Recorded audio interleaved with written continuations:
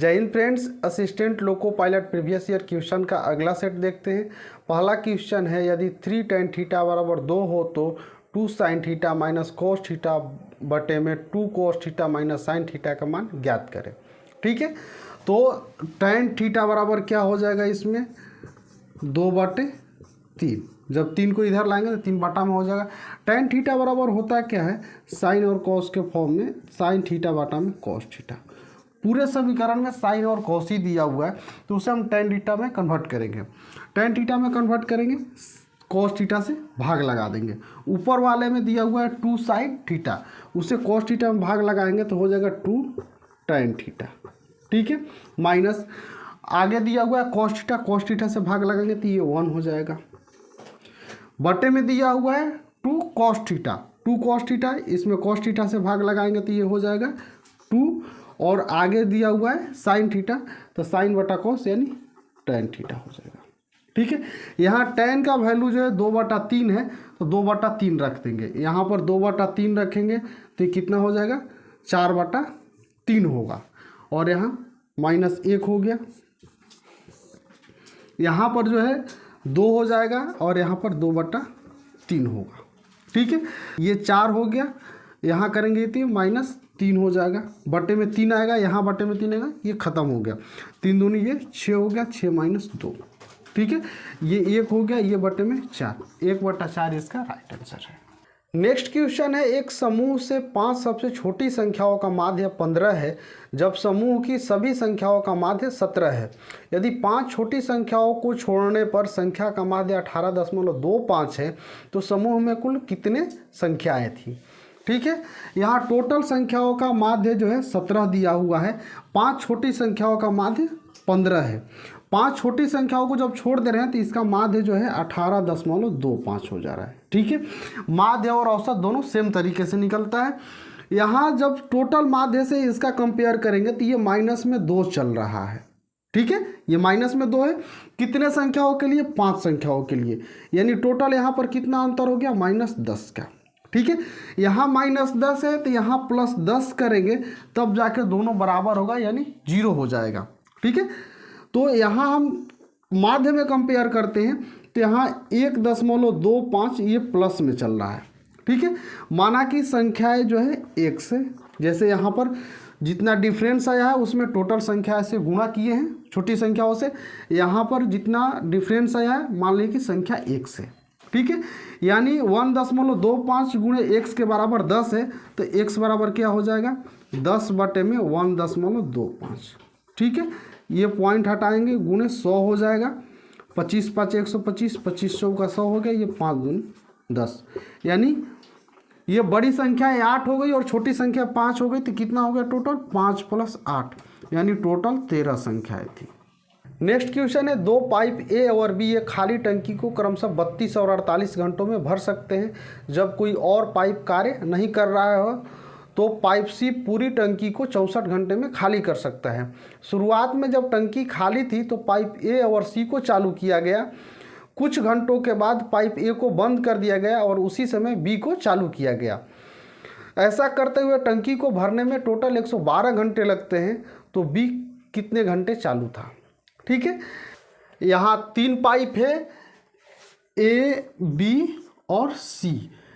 ए 32 घंटा में भर रहा है, बी 48 घंटा में भर रहा है और सी 64 घंटा में खाली कर रहा है। टोटल हम वर्क निकालेंगे एलसीएम लेकर के, इसका एलसीएम हो जाएगा 192। ठीक है, यहाँ इसमें भाग लगाएंगे तो 1 घंटे का वर्क निकल जाएगा, ये 6 बार में जाएगा, ये 8 × 32 4 बार में जाएगा, और ये 3 बार में जाएगा। ये प्लस कर रहे हैं और सी जो है माइनस कर रहा है। ठीक है, अब जो है पहले बार में ए के साथ सी आ रहा है, तो ए माइनस सी करेंगे, यानी 6 - 3, तो ये कितना काम करेगा, 3 काम करेगा। दूसरे बार में बी के साथ सी आ रहा है, यानी बी माइनस सी करेंगे तो ये हो जाएगा 1 काम। ठीक है, यानी ये ग्रुप जितना देर काम करेगा उतना देर बी काम करेगा। ठीक है, तो इसको हम मान लेते हैं कि x काम किया, टोटल काम हो रहा है 112 घंटा, तो इधर x मान लें तो इधर कितना हो जाएगा, 112 - x, और दोनों ग्रुप मिल करके 192 काम कर रहा है। तो तो यहाँ से गुणा कर देंगे, ये हो जाएगा 336 माइनस 3x प्लस x हो गया बराबर 192 हो गया। अब ये इधर आएगा तो माइनस में हो जाएगा, ये हो गया 144 बराबर ये 2x हो जाएगा, यानी x बराबर जो है 144/2 यानी 72 घंटा बी वाले ग्रुप करेगा, यानी बी भी 72 घंटा ही कार्य करेगा। नेक्स्ट क्वेश्चन है, यदि दो समान त्रिभुजों की समरूप भुजाओं का अनुपात 2:3 है तो उनकी समरूप ऊंचाइयों का अनुपात क्या होगा। यहाँ त्रिभुज जो है समरूप है, ये एक त्रिभुज है ए बी सी, दूसरा त्रिभुज है पी क्यू आर। ये त्रिभुज जो है समरूप है, तो जब त्रिभुज समरूप होता है तो उनकी भुजाओं का अनुपात जो है बराबर होता है, यानी ए बी बटे पी क्यू बराबर बी सी बटे में क्यू आर बराबर ए सी बटा में पी आर। यानी ये मान लीजिए कि बी सी जो है और क्यू आर 2/3 है, तो ये सभी भी 2/3 होगा, यानी इसका आंसर होगा 2:3।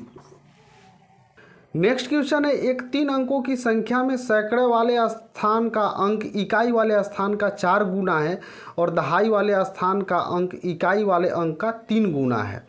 ये तीनों अंकों का योग 8 है, तो दहाई वाले स्थान पर कौन सा अंक होगा। ठीक है, सबकी तुलना जो है इकाई वाले अंक से की गई है, तो इकाई वाले अंक को हम x मान लेते हैं।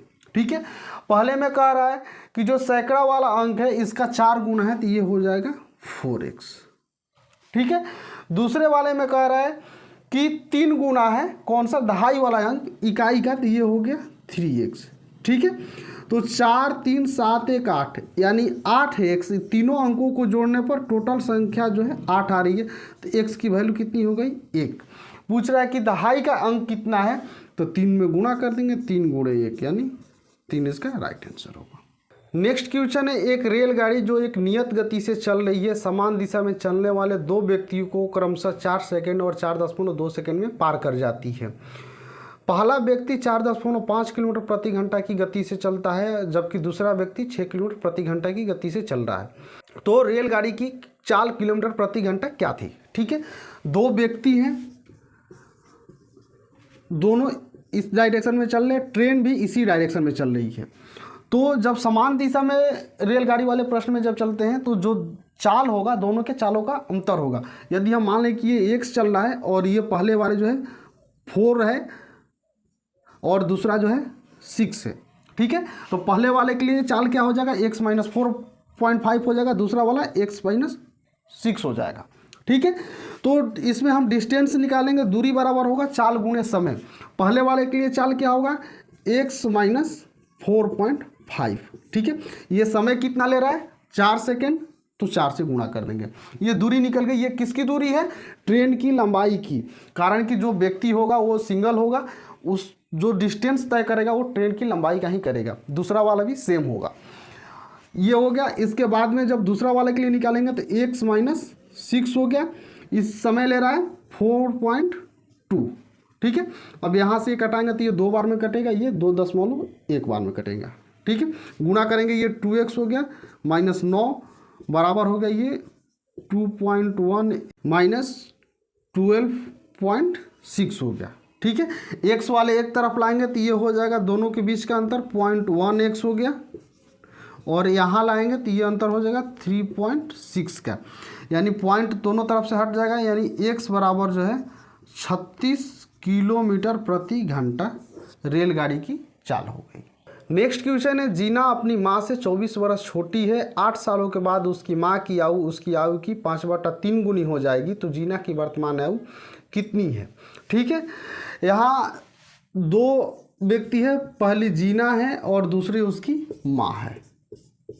ठीक है, सेकेंड वाले लाइन में करें कि जीना की माँ की आयु उसकी आयु की 5/3 है 8 सालों के बाद। ठीक है, तो 5/3 करें, यानी माँ का पहले लिखा है तो माँ का 5 हो जाएगा और ये 3 हो जाएगा। इसमें हम मान लेते हैं कि 1 से।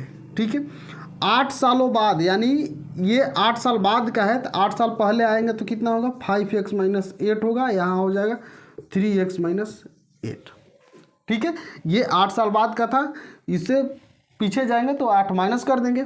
ठीक है, ये हो गया वर्तमान। दोनों के बीच का अंतर जो है 24 वर्ष का है, तो यहाँ हम इसका अंतर निकाल देंगे और बराबर में 24 लिख देंगे। यहाँ अंतर कितना हो जाएगा, 5x में से 3x घट जाएगा तो ये हो जाएगा 2x। अब यहाँ -8 है और ये +8 हो जाएगा, जब माइनस इसमें लगेगा तो ये प्लस में हो जाएगा, तो -8 और +8 कैंसिल, यानी 2x बराबर 24, तो x बराबर 12 हो गया। ठीक है, अब निकालना है जीना की वर्तमान आयु, तो इसमें हम रख देंगे, तो 3x यानी 12 गुणे 3 36 हो गया, 36 माइनस 8 28 वर्ष जो है जीना की वर्तमान आयु है। नेक्स्ट क्वेश्चन है, त्रिभुज ए बी सी में ए बी बराबर 10 सेंटीमीटर, बी डी बराबर 6 सेंटीमीटर और डी सी बराबर 7.5 सेंटीमीटर है।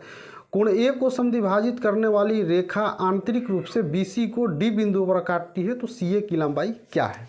ठीक है, यहाँ एक त्रिभुज है ए बी सी, ए का समद्विभाजक जो है बी सी को डी पर काट रहा है।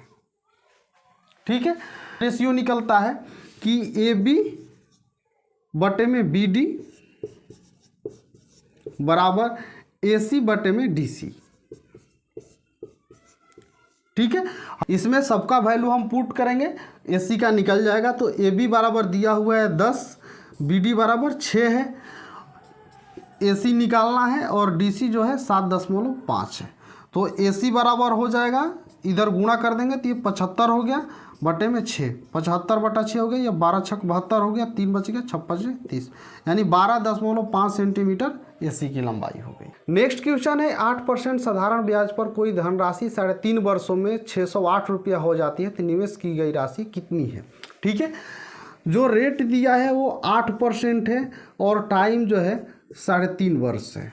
ठीक है, एक बरस में उसे 8% का ब्याज मिल रहा है, तो 3.5 वर्ष में कितना मिलेगा, 8 3 का 24 और आधा कर देंगे तो 4, यानी 28% का उसे ब्याज मिलेगा। 28% का फ्रैक्शन वैल्यू क्या होगा, 28/100 लिख देंगे, ये होता है 7/25 के बराबर। ठीक है, यानी 25 रुपया की कोई धनराशि है तो उसे 7 रुपया ब्याज मिलेगा। यहाँ पर जो दिया हुआ है वो 608 है, और यहाँ मिश्रधन निकालेंगे तो 25 + 7 कितना हो गया 32, यानी 32 की वैल्यू है और हमें निकालना है 25 की वैल्यू, तो 25 से गुणा कर देंगे। ठीक है, जिसकी वैल्यू रहती है उसके बटे में लिखते हैं, ये 32 का वैल्यू है तो 32 इसके बटे में लिख देंगे। ये 8 से कटेगा, 8 चौका 32 हो जाएगा, ये 8 7 56 हो गया और 4 बचा, 4 और 8 8 6 48। ठीक है, ये कटाएंगे तो 19 चौका 76, यानी हो गया 19 गुणे 25। ठीक है, 25 में 20 से गुणा करेंगे तो कितना होगा 500 होगा, यानी एक कम है 20 से, तो 500 में 25 कम करेंगे तो कितना हो जाएगा 475 रुपये इसका मूलधन हो गया। ठीक है, यदि वीडियो पसंद आ रहा है तो कृपया वीडियो को लाइक करें, चैनल को सब्सक्राइब किए नहीं तो सब्सक्राइब करें और ज़्यादा से ज़्यादा लोगों के पास शेयर करें। मिलते हैं नेक्स्ट वीडियो में, तब तक के लिए धन्यवाद।